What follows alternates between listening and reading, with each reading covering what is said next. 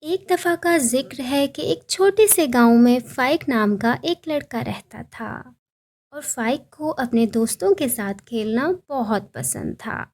لیکن ایک دن جب وہ گھر کے اندر کھیل رہا تھا تو غلطی سے اس سے اپنی ماں کا پسندیدہ گلدان ٹوٹ گیا اور وہ بہت خوفزدہ ہو گیا۔ تو فائق نے ٹکڑوں کو چھپا لیا اور کسی کو نہیں بتایا۔ جب اگلے دن اس کی ماں نے گلدان کے بارے میں پوچھا تو فائق نے خود کو مجرم محسوس کیا اور اعتراف کر لیا کہ ماں، میں نے گلدان توڑ دیا، مجھے واقعی بہت افسوس ہے۔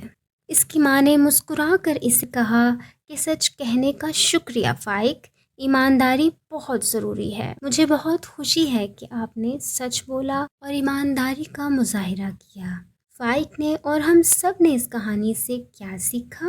تو ہم نے سیکھا کہ ایماندار ہونا ہمیشہ بہترین انتخاب ہوتا ہے۔